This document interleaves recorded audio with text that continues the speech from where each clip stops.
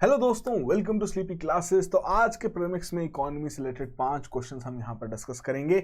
तो शुरुआत करने से पहले एक छोटी सी पीस ऑफ इन्फॉर्मेशन हमारे सभी एस्पिरेंट्स के लिए जो कि 2023 के लिए यहाँ पर प्रिपेयर कर रहे हैं कि स्लीपी क्लासेस ने जीएस से रिलेटेड 3 कोर्सेज यहाँ पर लॉन्च किए हैं। 3 तरीके के कोर्सेज हैं, कंटेंट प्लस आंसर इवैल्यूएशन और एक आपका कंप्लीट मेंटरशिप कोर्स, जिसे मैं ब्रह्मास्त्र कोर्स भी कहूँगा कि सभी चीज़ें यहाँ पर कवर की जा रही हैं। अब बेसिकली मात्र 12,000 की इन्वेस्टमेंट से आपकी यहाँ पर प्रिपरेशन शुरुआत हो सकती है। किस तरीके से कि जो कंटेंट आपको यहाँ पर प्रोवाइड किया जा रहा है, नंबर ऑफ सोर्सेस को फॉलो करते हुए, बहुत अच्छी तरीके से सारा कंटेंट कंपाइल करते हुए आपके सामने यहाँ पर रखा जा रहा है कि आपकी जो दौड़ है कि आपको सोर्सेस को चेस करना है, इस दौड़ को हम खत्म कर सकें, आपके लिए जो पूरी प्रिपरेशन इसे सिंप्लीफाई बना सकें। तो सभी डिटेल्स आपके सामने यहाँ पर अवेलेबल हैं। यदि आपकी कोई भी क्वेरीज रहे तो आप हमें अप्रोच भी कर सकते हैं हमारे टोल फ्री नंबर के माध्यम से। फिर वहीं बात करें करंट अफेयर्स के बारे में, कितना इंपॉर्टेंट रोल यहाँ पर प्ले करती है यूपीएससी की प्रिपरेशन में, तो उससे रिलेटेड भी एक अलग से कोर्स यहाँ पर लॉन्च किया गया है, जिसमें डेली बेसिस पर आपके लेक्चर्स अपलोड किए जाते हैं। कॉम्प्रिहेंसिव तरीके से प्रीलिम्स और मेंस का एनालिसिस यहाँ पर किया जाता है। सब्जेक्ट वाइज साथ साथ टॉपिक वाइज यहाँ पर डाइवर्सिफिकेशन की जाती है। किस तरीके से आपको पता लगेगा कि ये जो पर्टिकुलर टॉपिक है ये आपके कौन से स्टैटिक टॉपिक के साथ आप उसे रिलेट कर सकते हैं। डेली पीडीएफ अवेलेबल है, मंथली कंपाइलेशन यहाँ पर रखी जाएंगी। और साथ के साथ एक बहुत ही इंपॉर्टेंट चीज कि अगर उस टॉपिक से रिलेटेड पीवाईक्यू वहां पर आया है, प्रीलिम्स हो या मेंस, दोनों का थोड़ा बहुत डिस्कशन भी वहां पर किया जाता है। तो डेफिनेटली आपकी प्रिपरेशन में बहुत ही इंपॉर्टेंट रोल प्ले कर सकता है ये कोर्स। तो इससे रिलेटेड डिटेल्स अभी हमारी वेबसाइट पे अवेलेबल है, डेफिनेटली इसे चेकआउट कीजिए।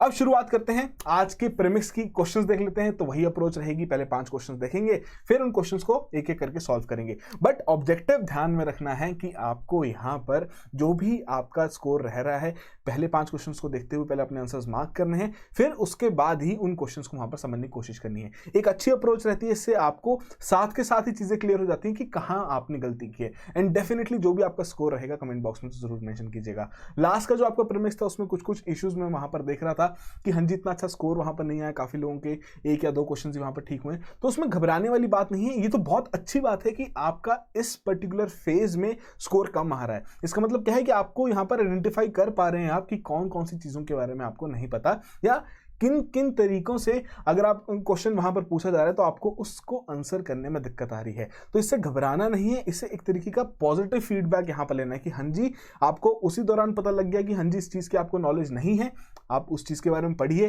जो एक्सप्लेनेशन वहां पर दी गई है उसे थोड़ा बहुत समझने की कोशिश कीजिए। यदि आपको लगता है आपको थोड़ा बहुत और पढ़ना है उसके बारे में, तो डेफिनेटली नंबर ऑफ वीडियोस वहां पर अवेलेबल हैं। फ्यू मिनट्स में काफी सारे ऐसे टॉपिक्स कवर रहते हैं, तो उसे जाके समझिए, आपके ऐसे सभी डाउट्स वहां पर क्लियर हो जाएंगे।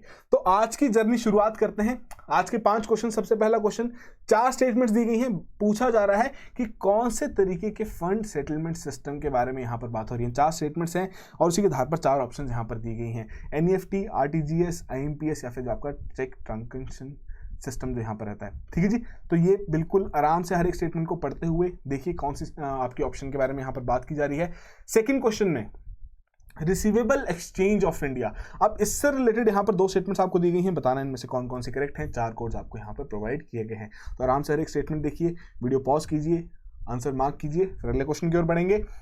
थर्ड क्वेश्चन में इन्वर्टेड टैक्स स्ट्रक्चर के बारे में यहां पर बात की जा रही है और उसके आधार पर 2 स्टेटमेंट्स आपको दी गई हैं। अब यहां ध्यान रखना है कि इनकरेक्ट स्टेटमेंट के बारे में यहां पर बात की गई है और उसी के आधार पर 4 कोड दिए गए हैं। तो करेक्टली मार्क कीजिए, देखिए कौन कौन से स्टेटमेंट्स आपके यहां पर इनकरेक्ट है, उसी आधार पर अपना कोड यहां पर मार्क कीजिए। फोर्थ में ये जो आपका पर्टिकुलर क्वेश्चन है ये है इलेक्ट्रॉनिक ट्रांसमिशन पर जो कस्टम ड्यूटीज वहां पर लगाई जाती हैं उससे रिलेटेड। तो 3 स्टेटमेंट्स यहां पर आपको दी गई हैं। फोर्थ आपकी नन ऑफ द अबव है, बतानी है कि कौन सी ऐसी स्टेटमेंट है जो कि यहां पर इनकरेक्ट है। और फिफ्थ क्वेश्चन अगर हम यहां पर देखें, इंटरेस्ट ग्रोथ रेट डिफरेंशियल। अब इंडियन इकोनॉमी के कंटेक्स्ट में अगर हम बात करें, आपको बताना है कि कौन सी यहां पर जो स्टेटमेंट है वो इस पर्टिकुलर कॉन्सेप्ट को करेक्टली यहां पर डिफाइन कर रही है, करेक्ट स्टेटमेंट है इससे रिलेटेड। तो उसी तरीके से 3 स्टेटमेंट्स यहां दी गई हैं, फोर्थ आपकी नन ऑफ द अबव है। तो हर एक क्वेश्चन को आराम से पढ़िए, वीडियो पॉज कीजिए, फिर हर एक क्वेश्चन को हम यहां पर डिस्कस करेंगे। तो आई होप आपने सभी नहीं बिल्कुल अपने आंसर्स वहां पर मार्क कर लिए हैं। एक शीट हमेशा मेंटेन करके रखिए जिसमें आपको अच्छे से फीडबैक मिले कि हाँ जी इतने क्वेश्चन मेरे इस दौरान यहाँ पर गलत हुए हैं, इतने क्वेश्चन मैंने इस प्रीमिक्स में यहाँ पर गलत किए, ताकि आपको साथ साथ से एक इवैल्यूएशन वहां पर मिलती जाए कि कौन कौन से एरियाज पर आपको काम करने की और जरूरत है। तो अब शुरुआत करते हैं इन क्वेश्चंस को रैपिडली सॉल्व करने की। ठीक है जी, सबसे पहला क्वेश्चन था जिसमें आपको पूछा जा रहा था कि कौन से फंड सेटलमेंट सिस्टम की, कौन से ट्रांसफर सिस्टम के बारे में यहां पर बात की जा रही है। तो बेसिकली अगर आप यहां पर देखें, बहुत इजीली जो डी ऑप्शन है उसको तो आप ऐसे ही रूल आउट कर सकते हैं, क्योंकि यहां पर आपके इलेक्ट्रॉनिक सिस्टम की यहां पर बात की जा रही है कि वहां पर आपके पैसों की ट्रांजैक्शन वहां पर रहेगी। ठीक है जी, और अब उसके आधार पर आपके पास 3 स्टेटमेंट्स यहाँ पर बनती हैं। अब बेसिकली जो पहली स्टेटमेंट है कि जो ट्रांजैक्शन यहाँ पर सिस्टम के अंदर की जा रही हैं वो प्रोसेस की जा रही हैं continuously on a transaction by transaction basis through out a day. अब इस पर्टिकुलर कॉन्सेप्ट के आधार पर यहाँ पर अगर आप देखें तो जो आपकी पहली ऑप्शन है नेफ्ट जो रहती है वो आपके बैचेस में वहाँ पर प्रोसेस की जाती है, तो ये जो पर्टिकुलर आपकी ऑप्शन है इसे आप यहाँ पर रूल आउट कर सकते हैं। सेकंड में कह रहे हैं कि इस सिस्टम के आधार पर आपकी फ्यूचर वैल्यू डेटेड ट्रांजैक्शन नहीं की जा सकती, बिल्कुल सही है। थर्ड में कह रहे हैं कि अगर इसे कंप्लीट कर दिया जाए, जो पेमेंट्स आपके सिस्टम में हो रही है वो फाइनल है और इररिवोकेबल है कि हम उसे वापस नहीं कर सकते, तो ये भी स्टेटमेंट आपकी बिल्कुल सही है। ये आपके ऑलमोस्ट सभी में ही यहाँ पर चलता है, तीनों ही कंडीशन में यहाँ पर हो रहा है, बट अभी आपके पास बी और सी की ऑप्शन है। फिर हम बात करते हैं फोर्थ ऑप्शन से। फोर्थ स्टेटमेंट यहां पर क्या कह रही है कि कोई भी अपर लिमिट नहीं है on the value of the funds जो कि इस सिस्टम के माध्यम से वहां पर ट्रांसफर किए जा सकते हैं। पर आपको पता ही है कि आईएमपीएस के आधार पर अलग अलग बैंक्स ने वहां पर लिमिट सेट की है, अराउंड आई थिंक 1 से 2 लाख की यहां पर लिमिट रहती है। तो यहां जो आपकी करेक्ट ऑप्शन बनती है वो कौन सी है, बी ऑप्शन की आरटीजीएस सिस्टम के बारे में, real time gross settlement system के बारे में यहां पर बात की जा रही है। तो उसी के आधार पर थोड़ी बहुत स्टेटमेंट यहां पर देख लेते हैं। अब ध्यान रखना है इस तरीके से हर एक सिस्टम के बारे में पता रखना, क्वेश्चन इस तरीके से वहां पर पूछा सकता है। जरूरी नहीं है कि एनईएफटी से रिलेटेड 3 स्टेटमेंट्स या 4 स्टेटमेंट्स या 2 स्टेटमेंट्स हैं कि बताइए इनमें से कौन कौन सी करेक्ट है। आपको स्टेटमेंट्स के आधार पर भी कौन से सिस्टम के बारे में बात हो रही है उसे आइडेंटिफाई करना भी यहां पर इंपॉर्टेंट रहेगा। तो आरटीजीएस का मतलब क्या है, रियल टाइम ग्रॉस सेटलमेंट।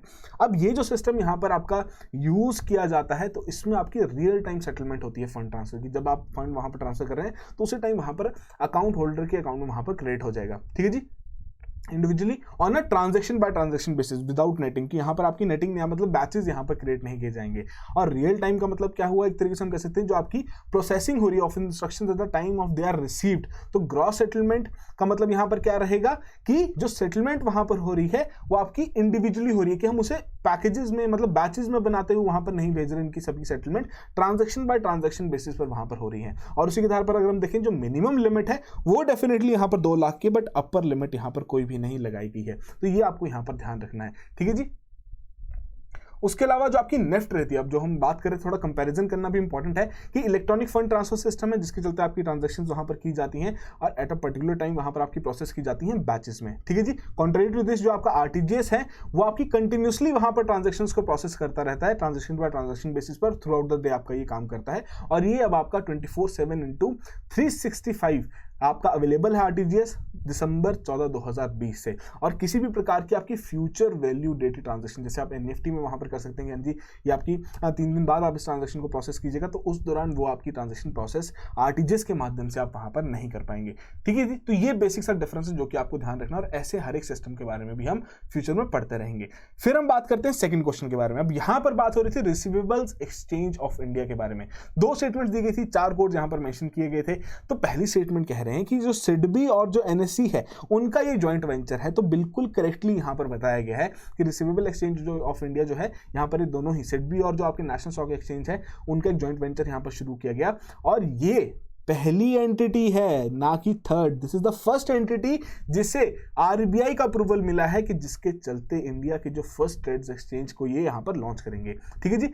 अब ये जो आपकी स्टेटमेंट है इनकरेक्ट होगी, पहली स्टेटमेंट यहां पर करेक्ट है, तो उसी के आधार पर हमारी ए ऑप्शन यहां पर करेक्ट ऑप्शन रहेगी। अब थोड़ा बहुत चीजें यहां पर डिस्कस कर लेते हैं। तो बेसिकली जो आपका रिसीवेबल एक्सचेंज ऑफ इंडिया ये आपका इनकॉर्पोरेट किया गया था 2016 में। अब बेसिकली आपको ऑपरेट करता है ट्रेड्स में, कि फर्स्ट एंटिटी है जिसे इस तरीके का अप्रूवल मिला है आरबीआई द्वारा कि लॉन्च करें the first trades exchange of India. अब बेसिकली जो ये आपका आरएक्सआईएल जिसे हम रिसीवेबल एक्सचेंज ऑफ इंडिया यहां पर कहते हैं, ये एक integrated provider of financial platform है जो कि आपके एमएसएमईज की ग्रोथ और डेवलपमेंट में सपोर्ट प्रोवाइड करता है।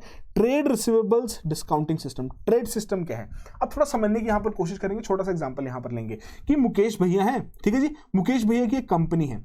अब वो कंपनी क्या करती है, मैन्युफैक्चरिंग करती है। मान लीजिए कि एक तरीके से आपके मास्क उनके द्वारा वहां पर तैयार किए जाते हैं, ठीक है जी। पेंडेमिक के समय था, बहुत ज्यादा डिमांड थी, तो मुकेश भैया की तो पहले तो बहुत ही कम डिमांड रहती थी कि हाँ जी जो ऑपरेशन थिएटर में वहां पर मास्क यूज हो गया, हॉस्पिटल्स में थोड़े बहुत मास्क यूज हो गए, रेडिएशन सेंटर में वहां पर मास्क यूज हो गए, सिर्फ वही सप्लाई करना है।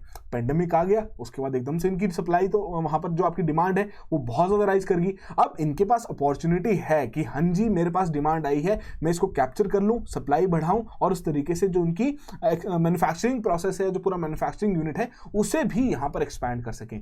बट जो सबसे बड़ा इशू इनके सामने क्या आएगा कि जो यहां पर बायर जो रहेगा, अब उन्होंने कह दिया कि हाँ जी मुझे इतनी यहाँ पर डिमांड है, मुकेश भैया क्या आप इसे सप्लाई कर पाएंगे? मुकेश भैया सोच रहे हैं मैं पैसे कहाँ से जुगाड़ूंगा। वो बैंक के पास गए, बैंक कह रही है ऑलरेडी हमारा फाइनेंशियल सिस्टम तो बहुत लो चल रहा है, हम तो किसी प्रकार का यहाँ पर उधार नहीं दे सकते। अब उनको तो बहुत सारे इश्यूज वहाँ पर रेज हो रहे हैं कि बहुत सारी कंप्लाइंसेस वहाँ पर फॉलो करनी है, हाई इंटरेस्ट रेट वहाँ पर पे करना पड़ सकता है, नंबर ऑफ थिंग्स यहाँ पर है। तो उसके लिए यहाँ पर ट्रेड रिसीवेबल डिस्काउंटिंग सिस्टम, अब ये सिस्टम के आधार पर क्या रहेगा कि मुकेश भैया क्या करेंगे, एक इनवॉइस यहाँ पर जारी करेंगे। इनवॉइस के जारी करने के बाद क्या रहेगा कि उसमें सभी चीजें मेंशन हो जाएंगी कि हाँ जी इतनी चीज की डिमांड है, इतना इसका बिल यहाँ पर बनेगा, और उस हिसाब से जो बायर रहेगा वो उसे यहाँ पर वेरीफाई कर देगा। ठीक है जी। अब थोड़ा ध्यान रखिएगा, जो आपके ट्रेड रिसीवेबल डिस्काउंटिंग सिस्टम है किस तरीके से यहाँ पर काम करता है। बायर द्वारा जब आपका वो इनवॉइस वहां पर वेरीफाई हो गया तो आपका जो ऑनलाइन प्लेटफॉर्म है वहां पर इनवॉइस अवेलेबल रहेगा, जितने भी नंबर ऑफ फाइनेंसर्स वहां पर अवेलेबल हैं सभी उस इनवॉइस के अगेंस्ट वहां पर बिडिंग करेंगे। बिडिंग से मतलब क्या रहेगा, वो मुकेश भैया को कहेंगे, जितने भी फाइनेंसर्स रहेंगे, कि आप हमसे पैसा ले लीजिए, हम आपको बिडिंग यहाँ पर दे रहे हैं कि नंबर ऑफ बिड्स वहां पर आएंगी, मुकेश भैया को जो सबसे अट्रैक्टिव बिड लगेगी कि हाँ जी उस हिसाब से वो उस बिड को लेते हुए पैसा उनके अकाउंट में ट्रांसफर हो जाएगा। बट जो ये इनवॉइस है ये फाइनेंसर के पास वहां पर चल जाएगी, और जो भी पेमेंट रहेगी इस बायर से वो डायरेक्टली इस फाइनेंसर को वहां पर आ जाएगी। ठीक है जी। तो इस तरीके से आपका ये ट्रेड सिस्टम यहां पर काम करता है। डेफिनेटली इससे एमएसएमईज को बहुत फायदा मिल रहा है कि जो उस दौरान की एक इमीडिएट जो कैपिटल क्रंच है जो उसे पूरा करना है, उन्हें अपनी मैन्युफैक्चरिंग वहां पर बढ़ानी है, तो उसमें आपके फाइनेंसर्स को एक साथ लाते हुए, एमएसएमईज को जो कि सेलर्स हैं उन्हें एक साथ लाते हुए, कॉर्पोरेट एंटिटीज को जो कि आपके बायर्स हैं उन्हें एक प्लेटफॉर्म पर लाते हुए बहुत ही होलिस्टिक प्लेटफॉर्म यहां पर तैयार किया गया है। तो इस तरीके से आपका ट्रेड सिस्टम यहां पर काम करता है। और इस प्रकार से जो एक कैपिटल अवेलेबिलिटी का क्वेश्चन रहता है एमएसएमईज के लिए, कैसे वो ग्रो कर पाएंगी, कैसे डेवलप कर पाएंगी, तो उस कैपिटल अवेलेबिलिटी के जो चैलेंज को ये रिजॉल्व करने में ये हेल्प करता है। ठीक है जी। आरबीआई के हिसाब से जो आपके एमएसएमईज हैं वही सिर्फ आपके ट्रेड्स पर यहाँ पर एज ए सेलर्स यहाँ पार्टिसिपेट कर सकते हैं। डेफिनेटली वर्किंग कैपिटल का जो एक हिंड्रेंस यहाँ पर रहती है, चैलेंज रहता है, उसे यहाँ पर अनलॉक करने में सक्षम रहता है। तो आई होप आपको सभी चीजें यहाँ पर समझ आ गई हों कि किस तरीके से आपका ये एक्सचेंज यहाँ पर काम करिए और कैसे ट्रेड सिस्टम वहां पर काम करता है। तो आई होप आपने करेक्टली मार्क किया हो। अगले क्वेश्चन की ओर बढ़ते हैं। Third question, inverted tax structure बहुत बार डिस्कस हो चुका है, काफी बार इसके बारे में बात हो चुकी है, तो एक बार दोबारा से देख लेते हैं। दो स्टेटमेंट दी गई थी, बात हो रही थी कि कौन स्टेटमेंट यहां पर इनकरेक्ट है आपको बतानी थी। दो स्टेटमेंट्स के आधार पर 4 कोड दिए गए थे। तो पहली स्टेटमेंट में क्या कह रहे हैं, एक सिचुएशन है कि जब जो आप टैक्स, जो रेट ऑफ टैक्स है इनपुट्स पर जो आप परचेज कर रहे हैं वो ज्यादा है than the rate of tax जो कि आपके आउटवर्ड सप्लाईज हैं। तो पहली स्टेटमेंट के हिसाब से अगर हम देखें तो बिल्कुल करेक्टली बताया गया है इन्वर्टेड टैक्स स्ट्रक्चर के बारे में। अब जब इस तरीके के आपके जो इनपुट्स हैं उस पर अगर आप ज्यादा टैक्स वहां पर पे करेंगे या उतना ज्यादा रेट ऑफ टैक्स वहां पर रहेगा, तो डेफिनेटली जो आपका इलेक्ट्रॉनिक क्रेडिट लेजर है, ठीक है, जो जीएसटी का जो इलेक्ट्रॉनिक क्रेडिट लेजर है, तो वहां पर तो इनपुट टैक्स क्रेडिट तो रहेगा ही रहेगा कि हाँ जी इतना पैसा आपको अभी आपको वापस आना है। तो उसी के ही चलते जो टैक्स पेयर्स हैं वो इस जो आपकी इन्वर्टेड ड्यूटी स्ट्रक्चर है इस प्रॉब्लम को वहां पर फेस करते हैं, जिसकी वजह से जो इनपुट टैक्स क्रेडिट है ये उनके GST electronic credit ledger system में वहां पर रहता ही है, even after paying off output tax liability, कि उसको पे करने के बावजूद भी वहां पर जो उन्हें पैसा वापस आना है वो इस लेजर में वहां पर बना रहता है।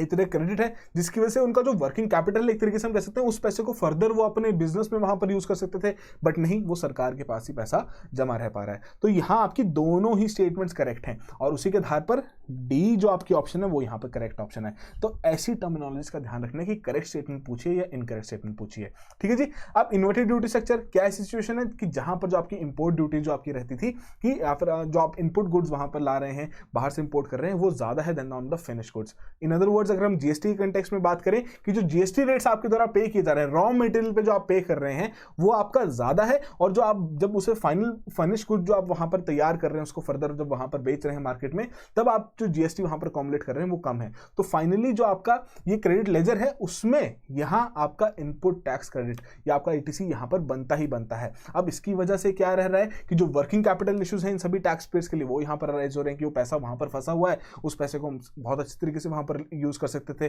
ठीक है जी। अब डेफिनेटली इसी के चलते काफी सारे इश्यूज भी यहाँ पर राइज हो रहे हैं। जीएसटी काउंसिल को यहाँ पर कहा जा रहा है कि इस चीज को यहाँ पर रिजॉल्व करने की कोशिश की जा सके। जिसके रिफंड की प्रोसेस है उसमें काफी सारे लूप होल्स है, वहां पर जो हमारा एक्ट है वो उस चीज को ढंग से डिफाइन नहीं कर पा रहा है कैसे इसके रिफंड की प्रोसेस यहाँ पर रहेगी।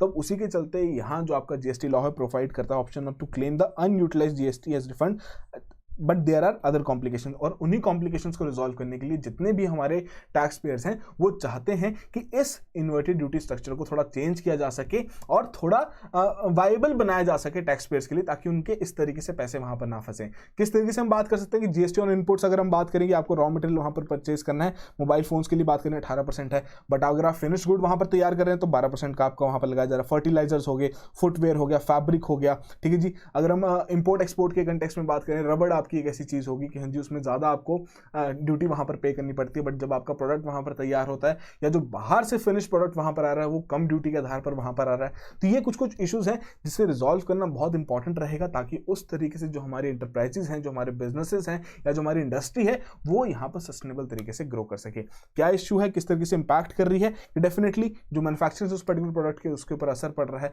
दे have to pay higher tax on the inputs, और उतना उस तरीके के जो कैश फ्लो जो है उसमें हिंड्रेंसेस वहां पर आ रहे हैं, ठीक है जी। तो इन चीजों को थोड़ा बहुत आप ध्यान रखेंगे, किस तरीके से काम करती है, क्या उसका इंपैक्ट है, तो डेफिनेटली किसी भी तरीके का क्वेश्चन आप वहां पर आंसर कर सकते हैं। फिर बात करते हैं फोर्थ क्वेश्चन के बारे में। अब यहां पर बात हो रही थी custom duties on electronic transmission, उससे रिलेटेड कुछ स्टेटमेंट्स यहां पर दी गई थी, 3 स्टेटमेंट्स थी, फोर्थ आपकी नॉन रिवर्स थी। तो पहले में क्या कह रहे हैं, जो आपके डब्ल्यूटीओ मेंबर्स हैं कि उन्होंने एग्री किया है कि किसी भी प्रकार की कस्टम ड्यूटीज इंपोज नहीं की जाएंगी इलेक्ट्रॉनिक ट्रांसमिशंस पर सिंस 1998। और ये स्टेटमेंट आपकी बिल्कुल सही है, जो कि रिसेंटली जो आपका 12th मिनिस्ट्रियल जो आपकी यहाँ पर मीटिंग भी हुई थी उसके आधार पर भी ये जो मोराटोरियम है कि एक्सटेंशन जो यहाँ पर दी गई है कि ऐसी वहाँ पर उस प्रकार की ड्यूटीज वहाँ पर इंपोज नहीं की जाएंगी, वो और ज़्यादा एक्सटेंड कर दी जा चुकी है। और इलेक्ट्रॉनिक ट्रांसमिशंस में क्या क्या चीज़ें आती हैं कि डिजिटाइजेबल जो आपके प्रोडक्ट्स हैं, क्या आप फोटोग्राफिक फिल्म्स, क्या ऐसा तो है नहीं कि आपके वो पोर्ट पर आएगी, जी नहीं, आप ऑनलाइन के माध्यम से वहां पर कोई भी चीज बाहर से मंगवा सकते हैं, या आपका कोई भी इस तरीके का आपकी सिनेमेटोग्राफिक फिल्म्स हैं, वीडियो गेम्स हैं, सॉफ्टवेयर है, मीडिया, म्यूजिक, ये सभी चीजें बहुत इजीली आप बाहर से इंपोर्ट कर सकते हैं, जिसमें आपका उस तरीके से टैब भी नहीं रख पाएगी सरकार की, हाँ जी कौन सी चीज बाहर से किस तरीके से वहां पर आ रही है। तो इस पर यहां टैक्स लगाने के लिए, इस पर यहां पर कस्टम ड्यूटी इंपोज करने के लिए इंडिया बहुत समय से एडवोकेट कर रहा है। उसी के आधार पर आपकी सी स्टेटमेंट यहां पर इनकरेक्ट है।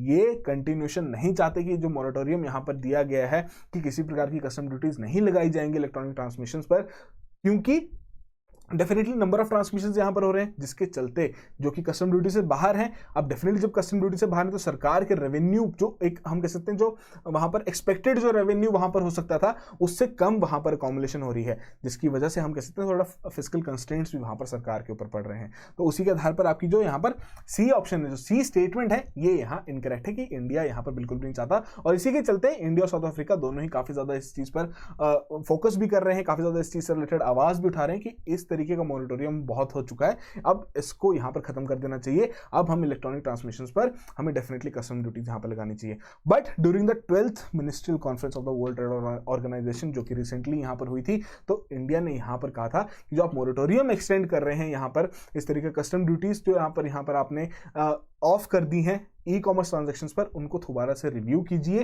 ठीक है जी, क्योंकि डेफिनेटली उसके चलते जो हमारा रेवेन्यू जो सिस्टम है जितना हम वहां पर अकोमोडेट कर सकते हैं उस पर इंपैक्ट यहां पर पड़ रहा है। और 1998 से ये मोरेटोरियम आपका चलता जा रहा है। अब इससे रिलेटेड काफी सारे इश्यूज भी हैं कि उस तरीके की करेक्ट डेफिनेशन भी यहाँ पर डब्ल्यूटीओ द्वारा यहाँ पर प्रोवाइड नहीं की जा रही, किस तरीके का आपके इलेक्ट्रॉनिक ट्रांसमिशन रहेंगे या किस तरीके की आपकी ई कॉमर्स ट्रांजेक्शन रहेंगी जिनके ऊपर कस्टम ड्यूटीज वहां पर इंपोज की जा सकती है। बट इंडिया और साउथ अफ्रीका यहाँ पर कंटिन्यूसली काफी समय से इस चीज पर जोर डाल रहा है कि डेफिनेटली पेंडेमिक की वजह से जो सरकारी जो हम कह सकते हैं उधार है वो यहाँ पर बहुत ज्यादा बढ़ चुका है। अब इस तरीके की अगर कस्टम ड्यूटीज भी अगर वहां पर आप माफ कर देंगे तो कैसी सरकार वहां पर कमा पाएगी। और अगर हम इस चीज पर कस्टम ड्यूटी लगाना शुरू कर दें तो डेफिनेटली सरकार की अर्निंग भी वहां पर बढ़ेगी और जो इतना उधार है उसे भी रिपेमेंट करने में सहायता, ठीक है जी।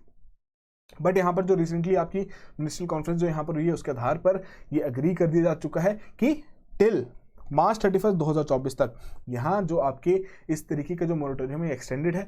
हो सकता है उससे पहले भी अगर कोई इस तरीके की मीटिंग बुला ली जाए तो उस दौरान इस चीज़ पर दोबारा डिस्कशन हो सकती है। बट इंडिया यहाँ पर पूरा जोर डाल रहा है कि इन चीज़ों को, इन तरीके कस्टम ड्यूटीज़ पर जो माफ़ी यहाँ पर लगाई जा रही है इसे खत्म कर दी जाए, इस मोरेटोरियम को खत्म कर दी जाए, ताकि जो ये डेवलपिंग नेशंस हैं, जो LDCs जो आपकी लीस्ट डेवलप कंट्रीज हैं, वो थोड़ा बहुत रेवेन्यू यहाँ से जनरेट कर सकें, ठीक है जी। और उसके अलावा कमेंट बॉक्स में मेंशन कीजिए कि WTO की जो रिसेंटली जो आपकी मीट हुई है, जो आपकी मिनिस्ट्रियल कॉन्फ्रेंस वहां पर हुई है, उसके क्या क्या इंपॉर्टेंट पॉइंट्स थे इंडिया के लिए, कैसे वो वहां पर बेनिफिशियल था। डेफिनेटली अगले प्रीलिम्स में उससे रिलेटेड भी हम एक क्वेश्चन वहां पर डिस्कस करेंगे। फिफ्थ क्वेश्चन देखते हैं, जब यहां पर बात हो रही थी इंटरेस्ट ग्रोथ रेट डिफरेंशियल के बारे में, कौन सी स्टेटमेंट यहां पर करेक्टली से डिफाइन कर रही है। पहले में कह रहे हैं a date on which the loan and principal collect interest is refunded in the lump sum of amount at maturity. Third में सेकंड में कह रहे हैं a gap between the interest जो कि चार्ज की जा रही है पब्लिक डेट पर and the average growth rate for the economy. Third में कह रहे हैं जो प्रपोज प्रिंसिपल यहां पर रखा गया और जो इंटरेस्ट है जो उसकी रेशियो है it is divided by the monthly gross house hold revenue. Fourth में कह रहे हैं नन ऑफ द अबव। तो बेसिकली जो आपका इंटरेस्ट ग्रोथ रेट डिफरेंशियल है IGRD जो यहाँ पर है, अब इसका कॉन्सेप्ट पता होना जरूरी है। तो बेसिकली ये डिफरेंस यहाँ पर बताता है कितना गैप है कि कितने वहाँ पर इंटरेस्ट चार्ज किया जा रहा है, जो कि सरकार द्वारा अगर उधार लिया जा रहा है, बोरिंग्स की जा रही हैं, तो कुछ इंटरेस्ट पेमेंट्स भी वहाँ पर हो रही होंगी, तो उसके इंटरेस्ट भी वहाँ पर कुछ ना कुछ रखे गए होंगे, और उस पर्टिकुलर सरकार द्वारा जो वहाँ पर उधार लिए जा रहे हैं कितनी वहाँ पर उनकी ग्रोथ रेट भी हो रही है, उस इकोनॉमी की कितनी ग्रोथ रेट हो रही है। तो इसके आधार पर जो आपकी बी ऑप्शन है वो बिल्कुल यहाँ पर करेक्ट ऑप्शन है। तो वही चीज़ आपको यहाँ पर समझाई भी की है कि बड़ा ही एक तरीके का की इंडिकेटर यहाँ पर रहता है कि सरकार द्वारा जो उधार यहाँ लिया जा रहा है उसकी रिपेमेंट तो करनी ही है, बट क्या जो वो उधार लिया जा रहा है उसकी वजह से जो हम इकोनॉमी में ग्रोथ वहाँ पर विटनेस करना चाहते हैं, क्या उसे विटनेस कर भी पाएंगे। अगर उस प्रकार का गैप वहाँ पर क्रिएटेड रहेगा, उससे कम अगर वहाँ पर ग्रोथ रहेगी, तो डेफिनेटली उनकी जो डेट सस्टेनेबिलिटी अगर हम बात करें या फिर अगर हम बात करें किस तरीके से उस पर्टिकुलर डेट को वहां पर वापस कर पाएंगे, तो उस पर क्वेश्चन बहुत सारे अराइज हो जाएंगे अगर इस तरीके का गैप वहां पर बढ़ता ही जाएगा। ठीक है जी, तो इस तरीके के कॉन्सेप्ट्स को भी हम थोड़ा बहुत कवर करने की कोशिश करेंगे। 2022 में हमने देखा है बहुत सारे कंसेप्चुअल क्वेश्चन वहां पर आए हैं, तो डेफिनेटली उसी तरीके से बेसिक कॉन्सेप्ट्स को भी यहाँ पर कोशिश की जाएगी। हर एक प्रीमिक्स में ऐसे कॉन्सेप्ट्स तो हम डिस्कस करेंगे रहे, और ऐसी सिचुएशन में जो आपका डेट टू GDP रेशियो है इकोनॉमी में वो भी आपका डिक्लाइन कर जाएगा as debt are rolled over. ये कौन सी कंडीशन में होगा कि जब आपका ग्रोथ रेट यहां पर ज्यादा रहेगा than the interest that are being charged on the public debt. तो इन चीजों का थोड़ा बहुत ध्यान रखना है, कैसे एक चीज का इंपैक्ट दूसरी चीज पर वहां पर पड़ता है। ठीक है जी, तो ये थे आपके 5 क्वेश्चंस। आई होप आप में से सभी ने ही बहुत अच्छे से यहां पर अटेम्प्ट किया है। जो भी आपका स्कोर रहा है कमेंट बॉक्स में जरूर मेंशन कीजिए। साथ के साथ जो आपको होमवर्क दिया है कि WTO का जो रिसेंटली मिनिस्ट्रियल कॉन्फ्रेंस जो वहां पर हुई है, क्या उसके बेनिफिट्स यहाँ पर इंडिया के लिए, क्यों यहाँ पर पीयूष जी कह रहे हैं कि हाँ जी हमारी बहुत बड़ी यहाँ पर एक हमने लैंडमार्क एक तरीके का मोमेंट है हमारे लिए, हमारी काफी चीजें यहाँ पर मानेगी। तो कौन कौन सी चीजें मानी गई हैं डेफिनेटली उसे कमेंट बॉक्स में मेंशन कीजिए। नेक्स्ट प्रीमिक्स में उससे रिलेटेड हम एक क्वेश्चन तो जरूर डिस्कस करेंगे। ठीक है जी, तो जाते जाते सोशियोलॉजी से रिलेटेड आपको पता ही है बहुत इंपॉर्टेंट कंपोनेंट रहता है आपका ऑप्शनल जब आप यूपीएससी की तैयारी करते हैं। तो स्लीपी क्लासेस का आपका जो सोशल का कोर्सेज हैं 3 तरीके के हैं जिनकी डिटेल्स आपके सामने है। कंटेंट का जो आपका कोर्स है मात्र 12,000 से यहाँ पर शुरुआत हो जाएगी, फिर कंटेंट प्लस आंसर इवैल्यूएशन, और आपका एक कंप्लीट मेंटरशिप भी है जिसकी एनरोलमेंट टेस्ट बेसिस पर यहाँ पर की जाती है। अब जो हमारा कोर्स है उसके माध्यम से बहुत अच्छे स्कोर्स हम वहाँ पर देख रहे हैं, 288, 286, इतना ऑप्शनल वहाँ पर एक्सपीरियंस पर्टिकुलरली स्कोर कर रहे हैं। डेफिनेटली आपके लिए भी इंपॉर्टेंट रहेगा। शेखर सर जिस तरीके से यहाँ पर अपना कंटेंट तैयार करते हैं, डेफिनेटली आपको पता है किस तरीके की उनकी डिलीवरी रहती है और बहुत ही एक अच्छा इंपैक्ट भी रहता है उस चीज़ का एक्सपीरियंस पे, और उनका स्कोर भी वहाँ पर इंप्रूव होता है। तो इस पूरे कोर्स की डिटेल्स चेकआउट कीजिए। यदि आपकी कोई भी क्वेरीज रहें आप हमें कॉल कर सकते हैं, और इसी तरीके से रेगुलरली इस इनिशिएटिव को फॉलो करते रहिए। मात्र 5 क्वेश्चन हम डिस्कस करते हैं, बट उससे काफ़ी चीज़ें हमें सीखने को भी यहाँ मिलती हैं। आपको थोड़ी बहुत चीज़ों की क्लैरिटी लगेगी किस तरीके से क्वेश्चन पूछे जा सकते हैं, कौन कौन से कॉन्सेप्ट्स हैं जो कि कई बार हम स्किप कर देते हैं या जिसके बारे में पढ़ा भी होता बट हमें ध्यान नहीं रह पाता, क्योंकि बहुत सारी चीजें हम यहाँ पर गेन कर रहे हैं। तो थोड़ा रिवीजन भी होता रहे तो अच्छी बात है। स्कोर कम आए घबराना नहीं है, डेफिनेटली एक अच्छी बात है अगर आपका स्कोर यहाँ पर कम आ रहा है, नॉट इन दैट वे कि हाँ जी स्कोर कम आ रहा है, बट उस तरीके से कि आपको अभी पता लग रहा है कि यहाँ इन चीजों में थोड़ी बहुत गलतियां आपकी हो रही हैं। तो डेफिनेटली क्वेश्चन को पढ़िए, आराम से पढ़िए हमेशा, और कोशिश कीजिए कि आप उस क्वेश्चन को पढ़ते वक्त अपनी ऑप्शंस को वहां पर एलिमिनेट करना शुरू कर दें। अगर नहीं हो पा रहा तो डेफिनेटली थोड़ा बहुत उससे रिलेटेड और इंफॉर्मेशन गैदर करने की जरूरत तो वहां पर है ही। So that will be all the very best and have a good preparation.